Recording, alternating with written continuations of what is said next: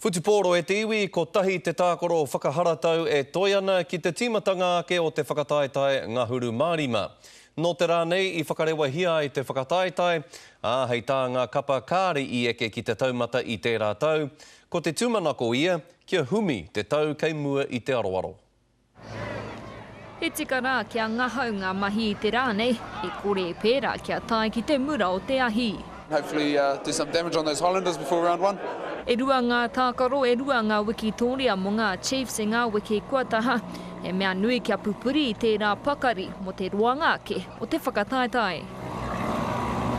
It has been disappointing, I guess, for our fans and for players and past players as we had the talent at the Chiefs just haven't got that next step. So, hopefully we've learned from those experiences. We've got a good group of bunch of guys that have been through those, so hopefully we can get through the next step. Koinei anake pea te pā o te ringa o Jared Hoiata ki te pāoro tai noa ki te rauna tuarima. Nā te tau tū he tuku rare ke tōna mahi I te tākaro I tērā wiki.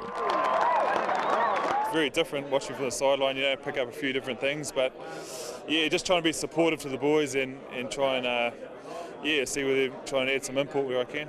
E ngā tū tētahi kanohi Māori, ara mai anō tētahi. Ko wai atu I ngā tokorua Hurricanes o mua a Jose Gea rāua ko Tamati Ellison, hei tākoha I o rāua pukenga ki te kapa.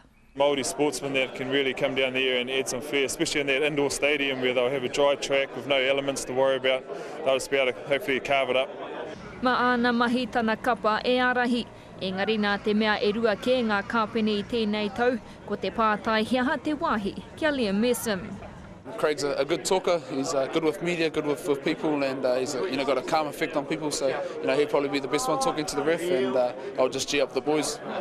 Ka tai atu te kapa Chiefs ki te kuiti a pōpō, ka tahi ka haere ki taupō mo te tukinga ki ngā Hurricanes a te praere.